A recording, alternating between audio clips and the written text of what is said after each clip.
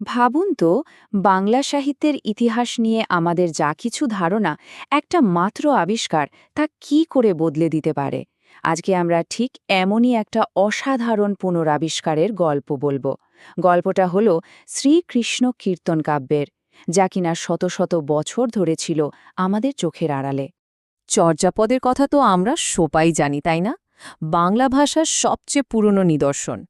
কিন্তু তারপর চর্যাপদের পর থেকে একটা বিরাট সময়, প্রায় কয়েকশো বছর, বাংলা সাহিত্যে ঠিক কী লেখা হচ্ছিল তা নিয়ে একটা ধোঁয়াশা ছিল। এই সময়টাকেই তো অনেকে বলেন বাংলা সাহিত্যের অন্ধকার যুগ। কিন্তু প্রশ্নটা হলো, এটা কি সত্যি একটা অন্ধকার যুগ ছিল, নাকি আসল সত্যিটা আমাদের জানাই ছিল না?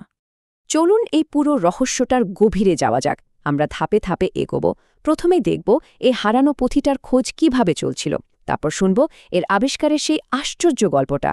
এরপর আমরা কাব্যটার একেবারে ভেতরে ঢুকে দেখব এর গঠন, চরিত্র, ভাষা আর ছন্দ কেমন, আর সবশেষে বোঝার চেষ্টা করব বাংলা সাহিত্যে এর আসল গুরুত্বটা ঠিক কোথায়।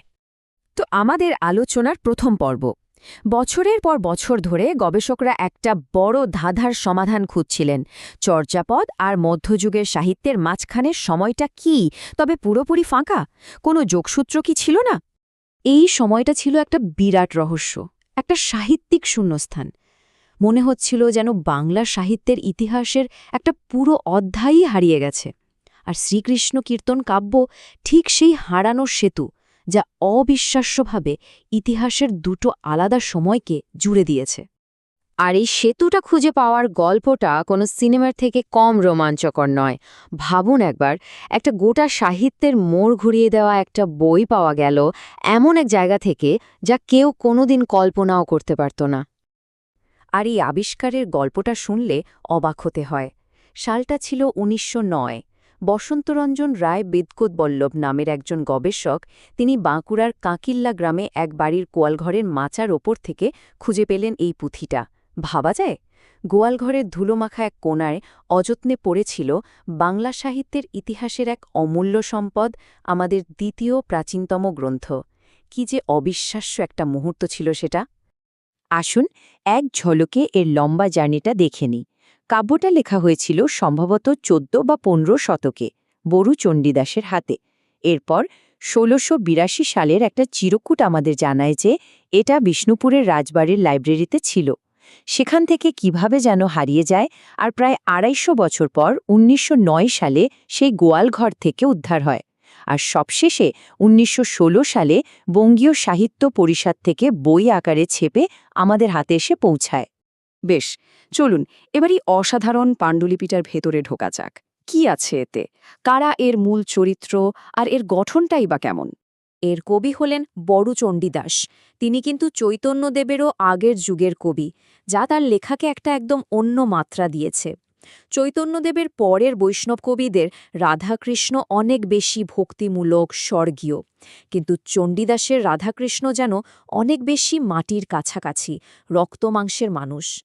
আর এই কাব্যের নাটকের কেন্দ্রে আছে মাত্র ৩টি চরিত্র: কৃষ্ণ, রাধা এবং বড়াই। কৃষ্ণ হলেন গল্পের নায়ক, রাধা নায়িকা, আর বড়াই হলেন এক চালাক বৃদ্ধা দূতী, যিনি রাধা আর কৃষ্ণের মধ্যে যোগাযোগটা করিয়ে দেন। এই তিনজনের কথাবার্তা মানে উক্তি প্রত্যুক্তির মধ্যে দিয়েই পুরো গল্পটা এগিয়ে চলে, ঠিক যেন একটা নাটক। পুরো কাব্যটা ১৩টা ভাগে বা খণ্ডে ভাগ করা। এ দেখুন তালিকাটা। জন্মখণ্ড দিয়ে গল্প শুরু হচ্ছে, তারপর তাম্বুল খণ্ড, দানখণ্ড, নৌকাখণ্ডের মতো একটার পর একটা পর্ব আসছে, আর সব শেষে গিয়ে দাঁড়াচ্ছে রাধার বিরহের পর্বে।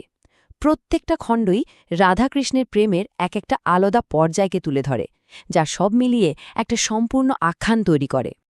এইবার আসা যাক সবচেয়ে আকর্ষণীয় কিছু বিষয়ে। এই কাব্যের ভাষা কেমন, এর ছন্দ কতটা সুন্দর, আর এটা নিয়ে কি কি মজার বিতর্ক আছে। শ্রীকৃষ্ণ কীর্তন কিন্তু শুধু একটা লম্বা কবিতা নয়, এটা একই সঙ্গে একটা গল্প, গান, আবার নাটকও। এর সংলাপগুলো যেভাবে লেখা, মানে কোন চরিত্র কোন পদটা গাইবে তা স্পষ্ট করে বলা আছে, তাতে মনে হয় যেন এটা মঞ্চে অভিনয় করার জন্যই তৈরি হয়েছিল। ভাবুন তো, সেই সময়ে দাঁড়িয়ে এটা কত আধুনিক একটা ভাবনা ছিল। এই বিখ্যাত লাইন কটা শুনলেই এর ভাষার জাদুটা বোঝা যায়। কেনাবাসী বায় বড়াই কালিনী নয় কুলে। মাত্র কয়েকটা শব্দে রাধার মনের আকুলতা, ভাষার মিষ্টতা আর এর সাঙ্গীতিক গুণ সব একসঙ্গে ফুটে উঠেছে। মনে হচ্ছে যেন রাধার সেই আকুতি আমরা নিজেরা অনুভব করতে পারছি। শুধু ভাষা নয়, এর ছন্দের ব্যবহারও ছিল অসাধারণ। কবি এখানে মূলত পয়ার এবং ত্রিপদী ছন্দের নানা রূপ ব্যবহার করেছেন। পয়ার হল বাংলার সবচেয়ে পরিচিত ছন্দ, আর ত্রিপদী মানে যা ৩ চরণে বিভক্ত। এই বৈচিত্র্য প্রমাণ করে যে সেই যুগে বাংলা কবিতা ছন্দ ব্যবহারে কতটা দক্ষ আর পরিণত হয়ে উঠেছিল। আর এর নাম নিয়েও কিন্তু একটা বেশ মজার বিতর্ক আছে। দেখুন, আমরা তো একে শ্রীকৃষ্ণ কীর্তন নামেই চিনি, তাই না? এর নামটা দিয়েছিলেন আবিষ্কারক বসন্তরঞ্জন রায় নিজেই। কিন্তু পুঁথিটার ভেতরে একটা ছোট্ট চিরকুট পাওয়া গিয়েছিল, যেখানে লেখা ছিল শ্রীকৃষ্ণ সন্দর্ভ। তাহলে আসল নাম কোনটা ছিল? এই নিয়ে গবেষকদের মধ্যে আজও কিন্তু একটা ছোটখাটো আলোচনা চলে, যা এই পুরো ব্যাপারটাকে আরও একটু রহস্যময় করে তোলে। তাহলে সব মিলিয়ে মূল প্রশ্নটা হল, একটা মাত্র পুঁথি বাংলা সাহিত্যের ইতিহাসে এত গুরুত্বপূর্ণ হয়ে উঠল কেন? এর আসল অবদানটা ঠিক কোথায়? কারণটা খুব সহজ। চর্যাপদের পর শ্রীকৃষ্ণ কীর্তনই হল বাংলা ভাষায় পাওয়া দ্বিতীয় প্রাচীনতম বই। আর এই একটা আবিষ্কারই তথাকথিত অন্ধকার যুগ নিয়ে আমাদের সব ধারণাকে চ্যালেঞ্জ করে বসে। এর গুরুত্বকে আমরা মূলত ৩টে বড় ভাগে ভাগ করতে পারি। প্রথমত, এটাই বাংলা ভাষার প্রথম পূর্ণাঙ্গ গল্পের বই বা আখ্যান কাব্য। দ্বিতীয়ত, এটা সংস্কৃত গীতগোবিন্দ আর তার অনেক পরে লেখা বাংলা বৈষ্ণব পদাবলীর মধ্যে একটা অসাধারণ যোগসূত্র তৈরি করেছে। আর তৃতীয়ত, এর সংলাপ নির্ভর নাটকীয়তার মধ্যেই কিন্তু লুকিয়ে আছে বাংলা নাটকের একেবারে গোড়ার কথা, তার প্রথম বীজ। আর এটাই আসলে সবচেয়ে বড় কথা। এই একটা মাত্র বই বাংলা ভাষার বিবর্তন আর তার সাহিত্যিক ঐতিহ্য নিয়ে আমাদের এতদিনের জানাশোনাকে একেবারে ওলটপালট করে দিয়েছে। তাই শেষে এই প্রশ্নটাই থেকে যায়, কিভাবে সৌভাগ্যবশত একটা গোয়াল ঘরে খুঁজে পাওয়া এক টুকরো পাণ্ডুলিপি একটা গোটা ভাষার ইতিহাসের ধারাকে এইভাবে বদলে দিতে পারে?